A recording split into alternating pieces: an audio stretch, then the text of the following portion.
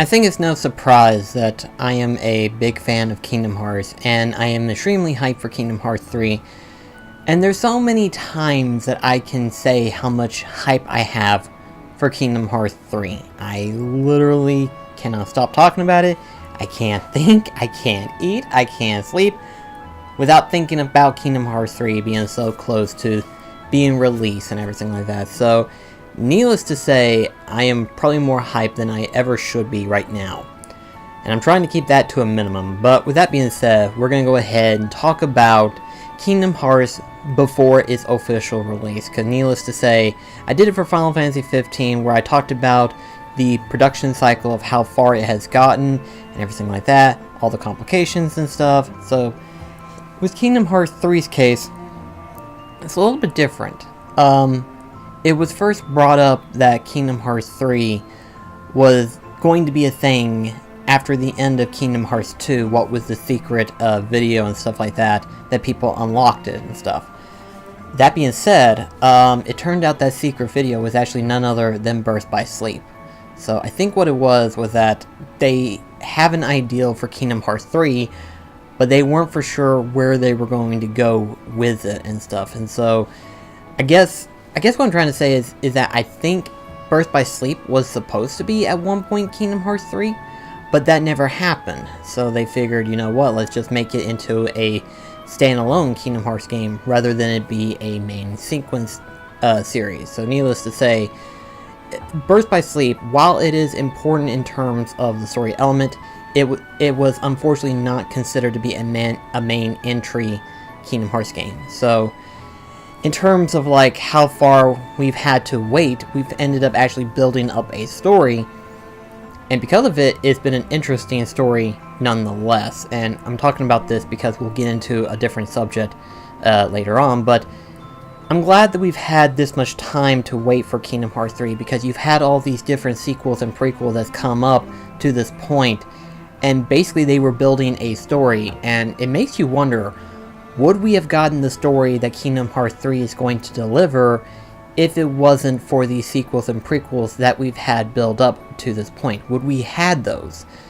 Would we eventually gotten those or anything like that? Would it have been the same story? Would it be something different? Probably, more than likely, yeah, we would have had a completely different story. But overall, I think because of the sequels and prequels that we've gotten, Kingdom Hearts 3 is that much more of a bigger game than it ever was. So the build-up is that much more added on towards the hype itself. And so, I think fans of Kingdom Hearts, dedicated fans for that matter, who have played almost all of the Kingdom Hearts games, are probably even more hype than the people who have just played Kingdom Hearts 2 years ago and have been waiting up to this point for Kingdom Hearts 3. And it's kind of funny because I hear that a lot more as it gets closer and closer to Kingdom Hearts 3. I hear people say, well, the last Kingdom Hearts game I played was Kingdom Hearts 2. And I was like, how long ago was that? And they said when it first came out. And I'm like, yeah, you're really behind. And it's not that it's their fault. It's just how developers made Kingdom Hearts into what it is, you know. Any normal time when you get like a sequel or a prequel that isn't specifically number indicated, then people are going to pass by it because they think it's not mostly important towards the main sequence of the story. And normally they'd be right, you know, when you got like Uncharted where it had like its PSP game, and technically it wasn't part of the main Uncharted series, so therefore it wasn't technically chronologically important. Then you have like Jak and Daxter or Ratchet and Clank, where because of the fact they don't have specific numbers, but they have like different titles, they're not technically important towards the main game, but they add in a little flair in terms of how the story it brought out into play. So it kind of makes you wonder, because of Kingdom Hearts itself, because of them being non-main entry titles, but yet they have a massive story, it kind of makes you wonder if it's even worth jumping into it. But the funny thing is that Kingdom Hearts is not the only game that does this, where it has like very convoluted storyline, and yet for some reason or another, in one way or another, it's not important towards the main game itself. And that other game being that of Metal Gear Solid. If you don't know, Metal Gear Solid has an expansive massive storytelling line, and it gets insane when you play each and every game. It's almost as though as if I can't even think of his name all of a sudden. Hideo Kojima. Kojima. It makes you wonder if he, as part of his hobby, he loves looking into like random small theories about governmentation, Illuminati, and stuff like that. It makes you wonder if he had an actual hobby in looking into this stuff, because that would be the only way that Metal Gear Solid had this massive story as it has. You know, it had like secret organizations and how computers and data and stuff like that have the ability to control people's lives and stuff like that. And it's interesting that he would put this story together, and it would kind of tie itself in this nice little ribbon that is connected to like multiple series and stuff. And the funny thing is, technically, the way that Metal Gear Solid is, you wouldn't know how deep it goes unless you have played all the smaller entries and stuff. You wouldn't have known about what goes on. But the cool thing is that I think in terms of like Kojima himself, he has a way of being able to tie them up together to where technically you don't have to know the story, but you have an extra interesting story tidbit to add on to the main experience. Whereas Tetsuki Nomura, with Kingdom Hearts in general, the story is kind of like left itself open, because what's funny is that Nomura has stated in some reviews that, you know, when he puts together a Kingdom Hearts game, he leaves stuff open because he wants to know where he's going to take that. You know, at one point in time, he'll leave something open purposely because he may go back to it later on in order to add on towards the story. And it's interesting because Kingdom Hearts 3 is going to have that, because according to what Nomura has stated, by the time you complete Kingdom Hearts 3, instead of going, oh, when the story finally going to end, you're going to be saying, when's the next add-on, or when's the next story expansion going to be? When are we going to see more Kingdom Hearts and stuff? And he says that it's not so much future installments for Kingdom Hearts, it's more or less going backwards in terms of storyline, meaning that he plans to go backwards to explain smaller parts of Kingdom Hearts that we never had gotten in-depth information on in terms of the Kingdom Hearts storyline explanation and stuff. Keep in mind, Nomura may eventually go back into deeper entry in terms of the Kingdom Hearts line itself, or who knows, maybe he might be planning on doing like a major console version of Kingdom Hearts Key. Who knows, maybe that might be the case. Maybe there might be another Kingdom Hearts entry where we'll be playing as Sora and there's like a smaller story that we don't know about. Or who knows, maybe there's something else within the bridge gap that we don't know yet. All we know is that technically Kingdom Hearts 3 is going to be the end of the Xehanort saga, which is finally going to happen. We're finally going to see an end to the Xehanort saga, because, I mean, don't get me wrong, I love Xehanort as a character, and I love Master Xehanort as a villain, but because of how long we've had to deal with the same looking guy, it's kind of like the whole like Dragon Ball Z thing, where you have to deal with the same villain like 3 or 4 times before he'll finally stop appearing, and even then he'll still keep showing up later on because, well, he's a favorite villain, so therefore they're going to keep bringing him back and everything like that. In Nomura's case, it's kind of the same way. If people love him as a villain and stuff like that, he's obviously going to bring him back later on and stuff like that. I don't think Xehanort is going to die. I think he's going to be a changed man by the time this is all over with, because he'll realize that Sora is more capable of understanding how all worlds work. And in Xehanort's eyes, he thinks that it has to go one way or another. But because of his theory about how the Keyblade War is and everything, that he wants to see where it goes if he pursues this ideal. And because Sora overpowers that theory and stuff like that, Xehanort will have no choice but to drop it and just finally move on with his old age life. Who knows? Maybe I'm wrong with that theory. Who knows? It's hard to say at this point because of how messed up the story is. And because of Tetsuki Nomura, he'll throw it all over the place. It's unpredictable. And I think that's interesting to note, though, because there's a YouTuber by the name of Super Butterbuns. I highly recommend you watch her. She's a fantastic content creator. She does amazing videos, especially videos known as her beginner videos, where she talks about a video game or any video game series and stuff like that.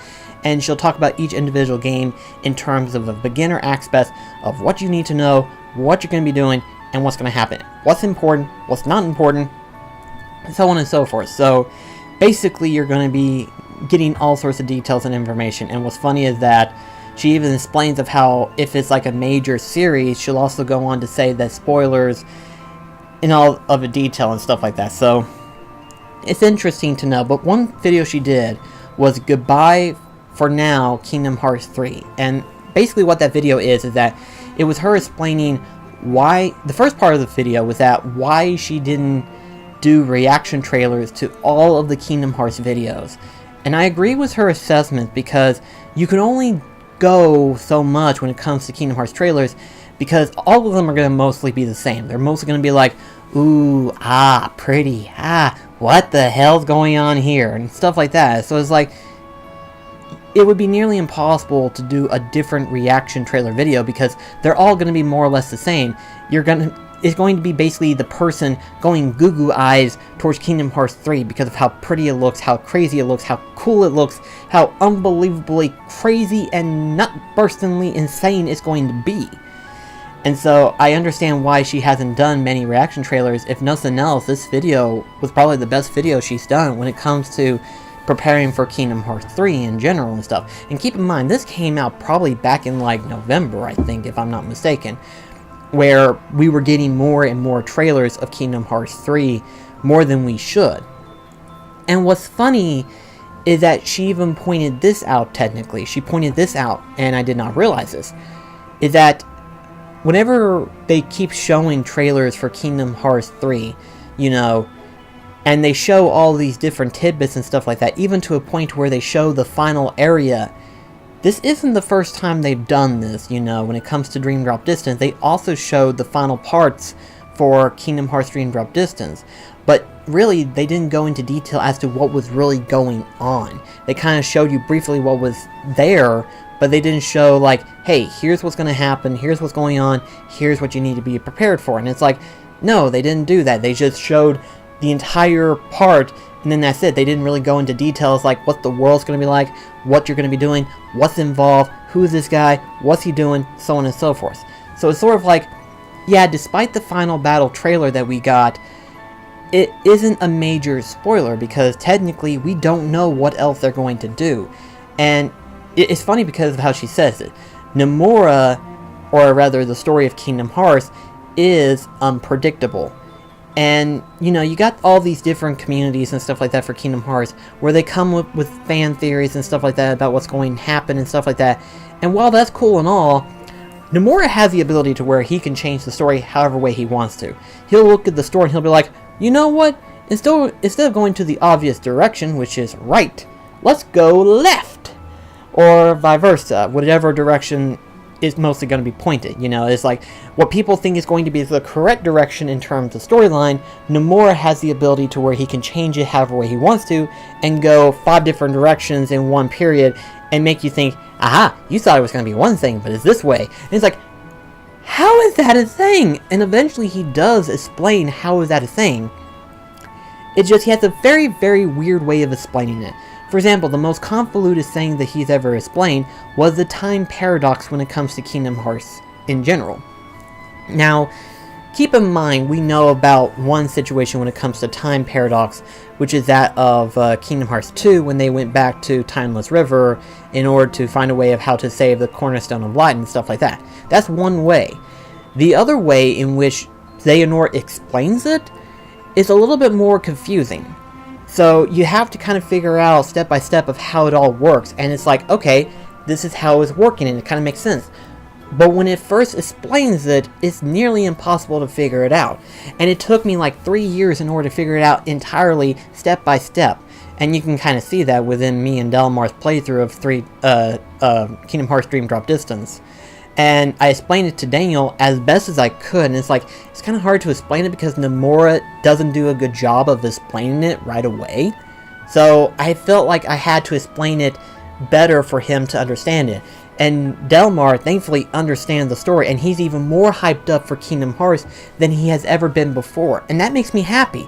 That makes me happy that because of me explaining the story a little bit, even though even I am not 100% sure if I'm even confirmer of the storyline, it's nice to know that I was able to explain it to where Delmar can understand it, and he's even more hyped up for Kingdom Hearts 3 than he ever been. You know, at first he was somewhat hyped for it, but he wasn't as hyped for it as every other fan has been.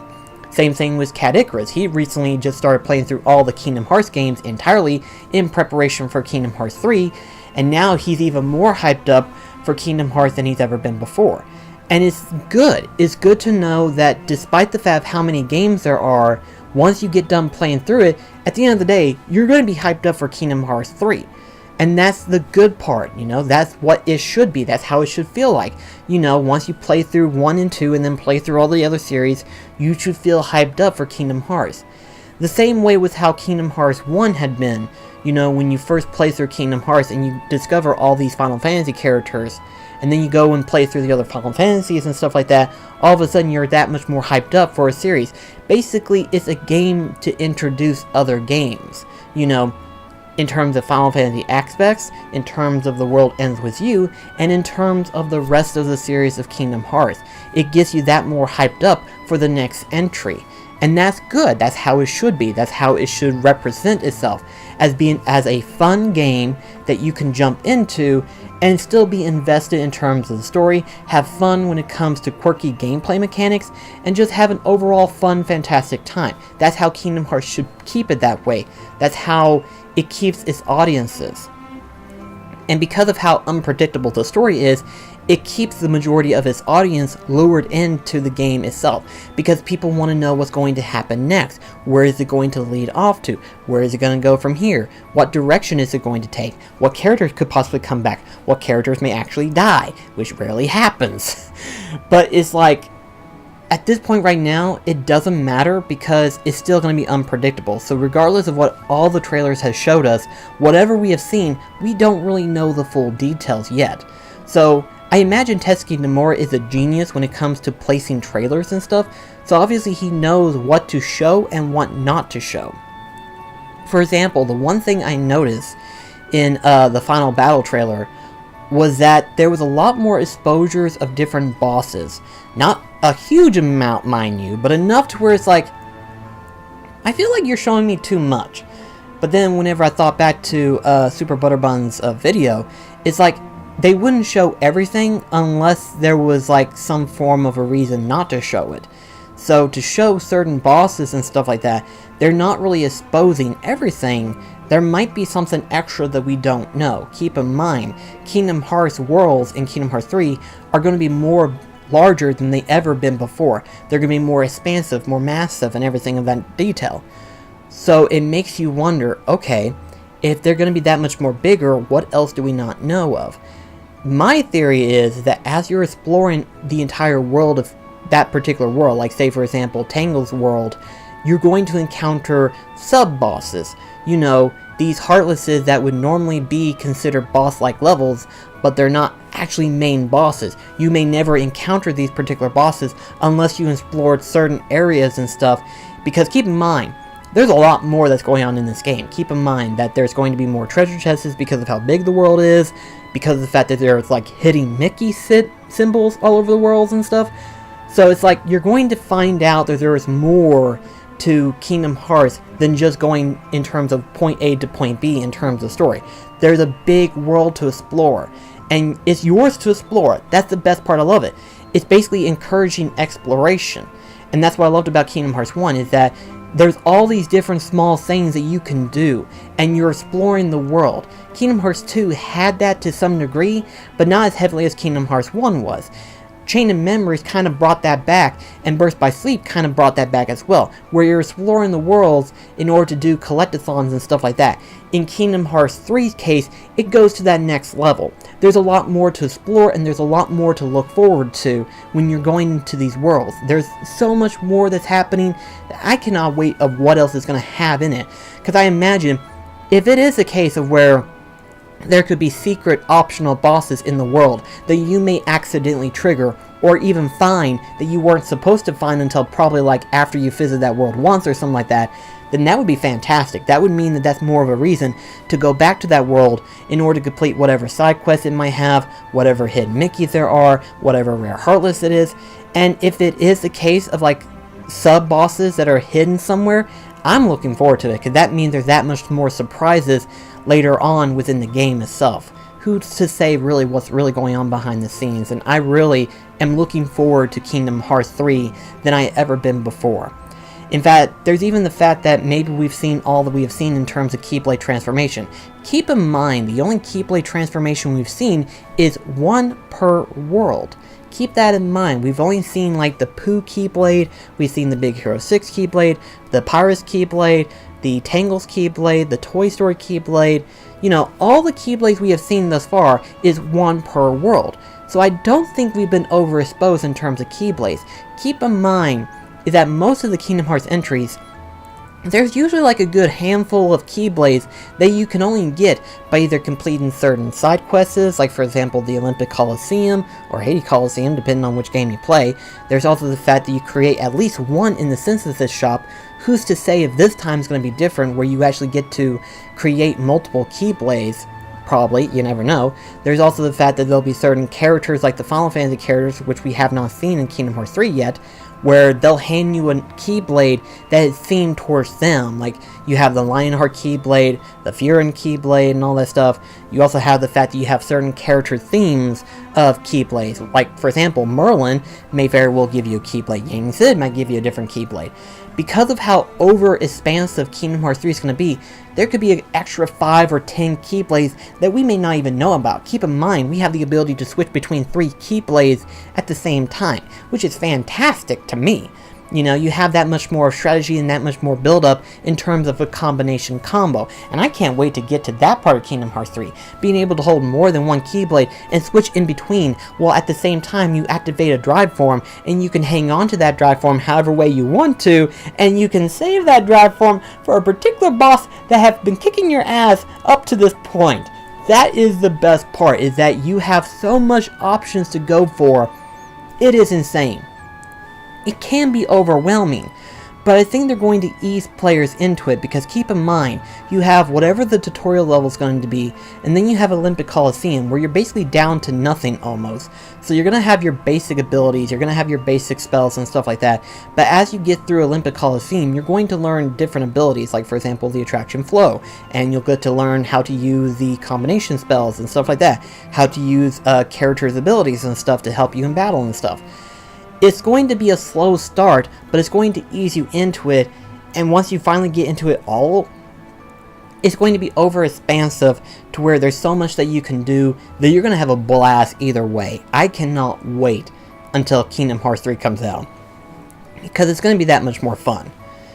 So I figure I'd go ahead and kind of end this video by talking about the top 3 things that I am looking forward to the most. And these are the things that I am hyped for. These are the things that I cannot wait, that gets my blood boiling, that gets my skin crawling and itching and everything like that. And every single time I think about it, it's like, that many more days until Kingdom Hearts 3. That many more days until Kingdom Hearts 3. We're in the single digits of Kingdom Hearts 3. It's hard to believe we're actually going to be eventually into that point, but regardless so, we're that much closer. So here are the top 3 things that I am looking forward to. Number 1 is that of the bosses. You know, keep in mind, we haven't been shown every boss, but for the most part, there'll be a lot of bosses to see. Keep in mind, we have the Heartless, we have the Unversed, we have the Nobodies, then you have the Disney characters themselves, you have the organization members that's going to appear. It's just going to be overall insane, and I'm hoping they'll do this as well, since 0.2 had it, and it was actually fairly positive, to some degree, positively received and everything like that.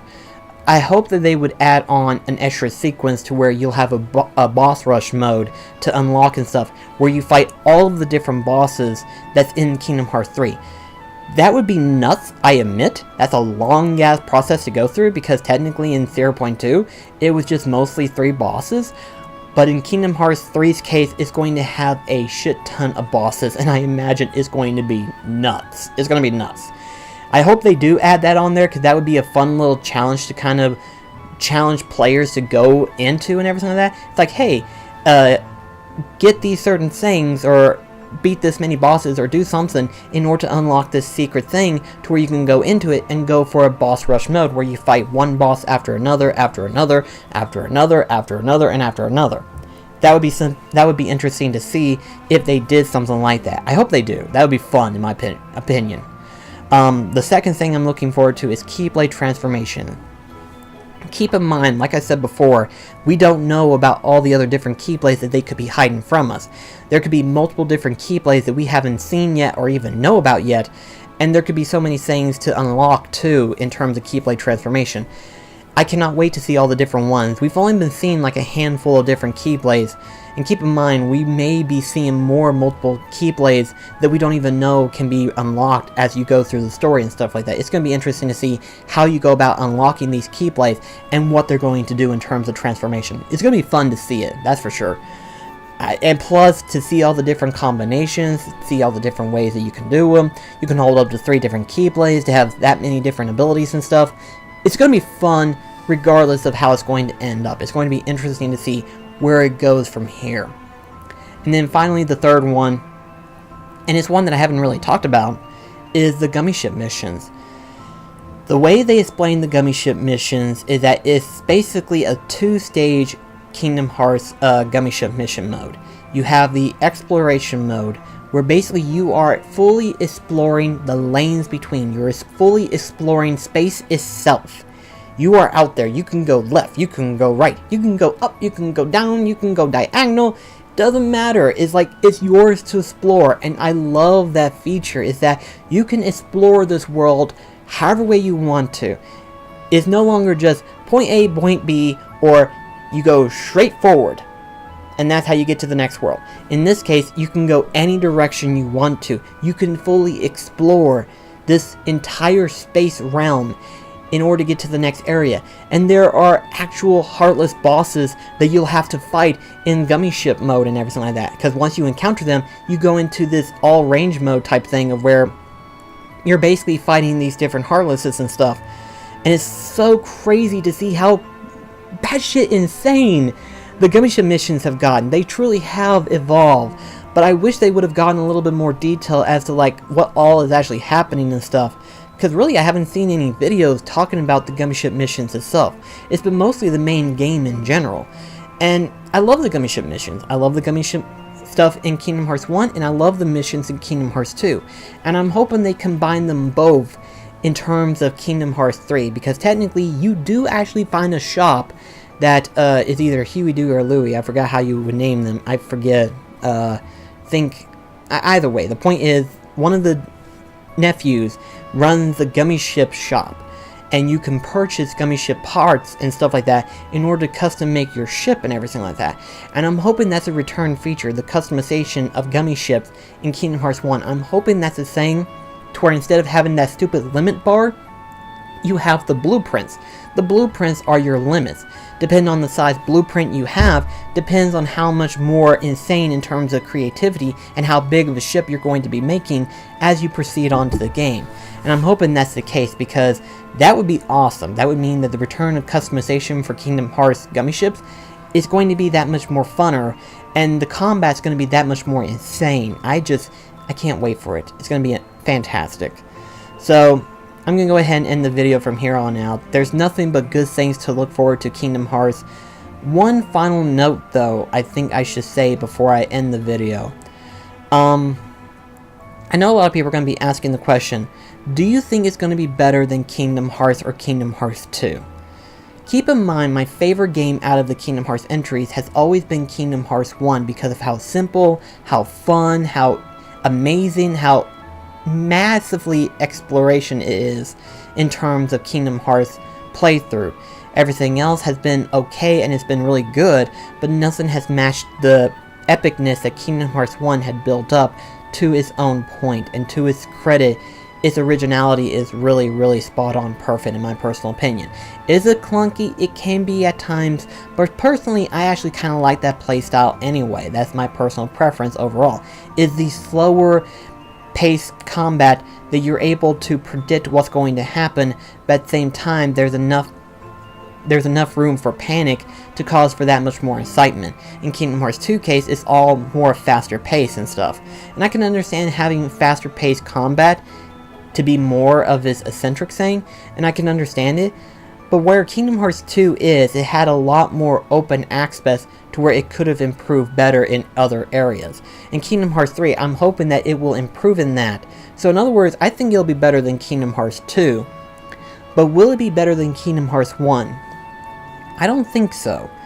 I think it will be better than Kingdom Hearts 2, which will say a lot for some people.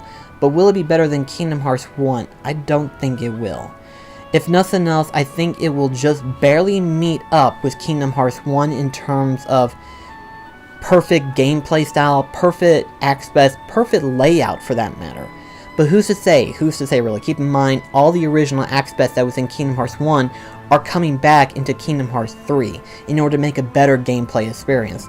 Who's to say really? But that's my theory anyway. I think it will come close, but it won't come that close enough. So I don't know how everyone else is going to feel, but for me personally, it will probably be close to my second favorite. If it does become my ultimate favorite, that's going to be a shocker. It's going to be that much more insane to believe that Kingdom Hearts 3 is better than Kingdom Hearts 1, but we'll see where it goes from here. But anyway though guys, I'm going to go ahead and end the video here. This is actually my third take when it comes to Kingdom Hearts 3 final thoughts. And it's like, oh gosh, I don't even know what else to say because my mind keeps going scrambling on. And I feel like as though if I'm missing something. I'm always feeling like there's something else that I want to talk about and stuff like that. And really, in all honesty, I'm not building up the hype. I'm just letting you know how I feel about looking forward to when it comes to Kingdom Hearts 3. Really, the hype isn't as bad as what Final Fantasy 15 was, because in Final Fantasy 15, I was expecting something else entirely. In Kingdom Hearts 3's case, I know what to expect. I know what's going to happen, so I'm not expecting it to be better than Kingdom Hearts 1, but I'm expecting it to be as good as it possibly can be. I'm expecting it to be fun, entertaining. It's going to be making me logging in over 80 hours of gameplay, because keep in mind, according to what they said, it's going to be over 80 hours. In terms of overall completion rate, in terms of story, it's going to be over 40 hours, so that's going to be surprising to see that. But either way, I'm going to be overclocking at like 90, if not probably almost 100 hours maybe, depending on how far I get into it. But anyway though guys, thank you so much for watching, thank you so much for enjoying. Let me know in the comments below how you are when it comes to Kingdom Hearts. What are you most excited for when it comes to Kingdom Hearts 3? And yeah, in general. So thank you so much for watching, and I'll see you in the next video. This is BlackCross signing off. Take care guys.